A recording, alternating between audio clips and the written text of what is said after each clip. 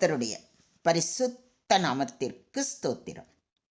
இன்றைய நாளின் தியானத்திற்கென்று தெரிந்து கொள்ளப்பட்ட வேத வசனம் அப்போஸ்தலனாகிய பவுல் எபேசியருக்கு எழுதின நிருபம் 4 அதிகாரம் 31 எபேசியர் 4:31.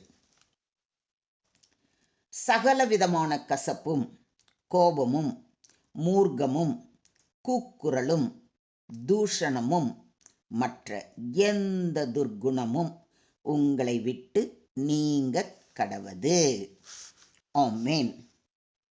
இன்றைய தியான வசனம் கர்த்தருக்கு பிரியமான வாழ்க்கை நடத்த வேண்டும் என்பதற்கான அழைப்பு.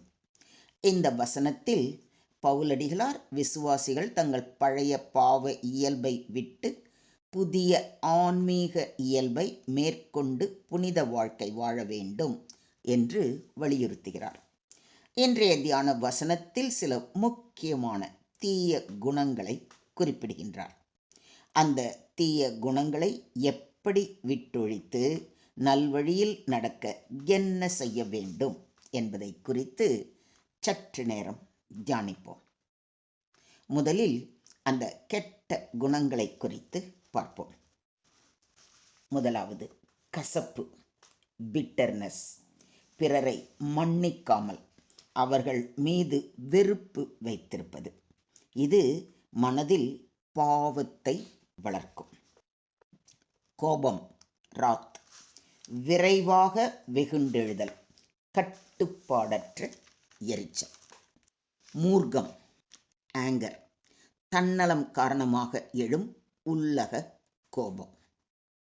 கூக்குரல், கிளாமர். சத்தமிடும் கோபம், வாதாடுதல், சண்டை.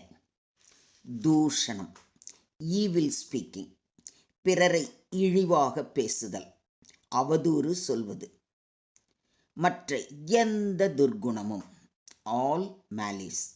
பொறாமை, பழிவாங்கும் எண்ணம், தீங்கிழைக்கும் எண்ணம் போன்றவை. இவை எல்லாம் ஒரு விசுவாசியின் வாழ்க்கையில் இருக்கக்கூடாதவைகள். அப்போஸ்தலனாகிய பவுல் இவற்றை விட்டு விடுமாறு கூறுவதன் மூலம் ஒரு புதிய பரிசுத்தமான வாழ்க்கையை நோக்கி செல்லும்படி நம்மை அழைக்கிறார். எப்படி இந்த கெட்ட குணங்களை விளக்கலாம் என்பதை குறித்து சற்று நேரம் தியானிப்போம். முதலாவது மன்னிப்பு பழகுதல். ஒருவருக்கொருவர் தயவாயும் மன உருக்கமாயும் இருந்து கிறிஸ்துவுக்குள் தேவன் உங்களுக்கு மன்னித்தது போல நீங்களும் ஒருவருக்கொருவர் மன்னியுங்கள். இரண்டாவது பரிசுத்த ஆவியால் நடத்தப்பட ஒப்பு கொடுத்தல். ஆவியின் கனிகளாகிய அன்பு, சந்தோஷம், சமாதானம், நீடிய பொறுமை, தயவு, நற்குணம், விசுவாசம், சாந்தம், இச்சை அடக்கம் ஆகிய நற்பண்புகளை வளர்த்து கொள்ள தேவ சமூகம் அமர்ந்து நம்மை முழுமையாக அவர் கரத்தில் ஒப்புக் கொடுப்போம்.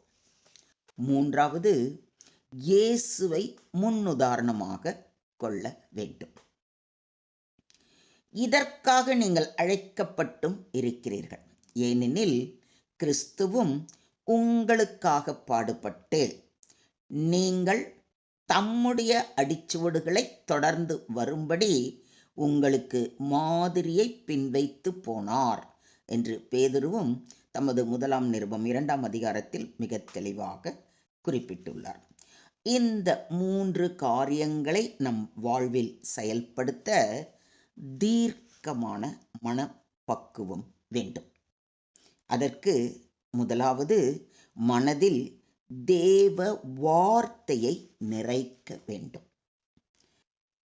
கிறிஸ்துவின் வசனம் உங்களுக்குள்ளே சகல ஞானத்தோடும் பரிபூர்ணமாக வாசமாய் இருப்பதாக என்று பவுலடிகளார் மிக தெளிவாக கூறுவதை கொலேசியருக்கு எழுதின நிருபம் 3 அதிகாரம் 16 வாசிக்கிறோம்.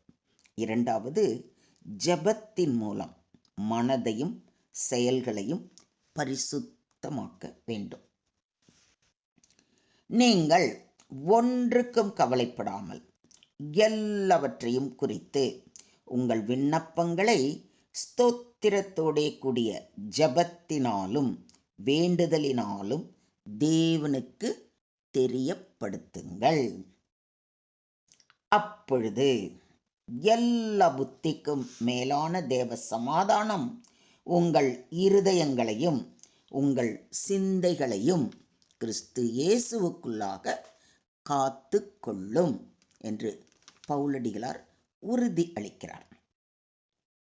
மூன்றாவது, எப்பொழுதும் அன்பும் சமாதானமும் நிறைந்த வார்த்தைகளை பேச வேண்டும். மெதுவான பிரதி உத்தரம் உக்கிரத்தை மாற்றும், கடுஞ்சொற்களோ கோபத்தை எழுப்பும் என்று நீதிமொழிகளும் நம்மை எச்சரிக்கை செய்கிறது. இப்பொழுதோ கோபமும் மூர்க்கமும் பொறாமையும் உங்கள் வாயில் பிறக்கலாகாத தூஷணமும் வம்பு வார்த்தைகளும் ஆகிய இவைகளை எல்லாம் விட்டுவிடுங்கள். கோபம், மூர்க்கம் கட்டுப்பாடற்ற உணர்ச்சிகள். தீமை, மற்றவர்களுக்கு தீங்கு விளைவிக்க எண்ணுவது. நிந்தனை, கேவலமான வார்த்தைகள், பிறரை இழிவுபடுத்தும் பேச்சுகள். இவைகளை விட்டு விடும் பொழுது நம்முடைய ஆண்டவராகிய இயேசு கிறிஸ்துவை போன்ற ஒரு பரிசுத்தமான வாழ்க்கையை வாழ முடியும். இதை விசுவாசிக்கிறீங்களா? கோபத்தை நெகிழ்ந்து உக்கிரத்தை விட்டுவிடு. பொல்லாப்பு செய்ய ஏதுவான எரிச்சல் உனக்கு வேண்டாம் என்று சங்கீதக்காரனும் நமக்கு அறிவுறுத்துகிறார். தேவனை நம்புவதற்கு பதிலாக மனிதர் கோபத்தால் செயல்பட்டால் அது தீமையைத்தான் உண்டாக்கும். பழிவாங்கும் எண்ணம் தீயதை உருவாக்கும் என்பதை மறந்து விடாமல் தேவன் மேல் பரிபூர்ண விசுவாசத்துடன் அவரையே சார்ந்து இருக்க வேண்டும். மொத்தத்தில் இன்றைய தியான வசனம் நம் வாழ்க்கையில் பழைய இயல்பை விட்டுவிட்டு புதிய இயல்பை எடுத்துக்கொள்ள வேண்டியதை வலியுறுத்துகிறது. தேவன் பரிசுத்தராய் இருப்பது போல நாமும் பரிசுத்தமாய் இருக்க வேண்டும். எந்த விதமான தீய குணங்களும் நம்மில் இருந்து நீங்க வேண்டியது அவசியம். அதற்கு தேவ ஆவியானவர் நம்மை வழி நடத்த நாம் அவரிடத்தில் நம்மை முழுமையாக ஒப்பு கொடுக்க வேண்டும். ஒத்துக்கிறீங்களா?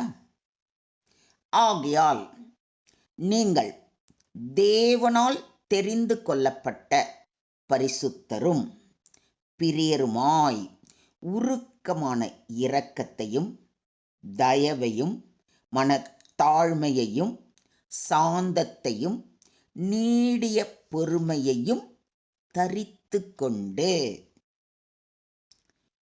ஒருவரை ஒருவர் தாங்கி ஒருவர் பேரில் ஒருவருக்கு குறைபாடு உண்டானால் கிறிஸ்து உங்களுக்கு மன்னித்தது போல ஒருவருக்கொருவர் மன்னியுங்கள் என்ற சத்திய வார்த்தைக்கு கீழ்ப்படிந்து நாம் ஒருவரில் ஒருவர் அன்பு செலுத்தி மனதில் சுத்தமான எண்ணங்களோடு பகைமை எல்லாம் மறந்து மன்னித்து தேவனின் பாதம் அமர்ந்து அவரது வார்த்தைகளை தியானித்து அதன்படி நடப்போம்.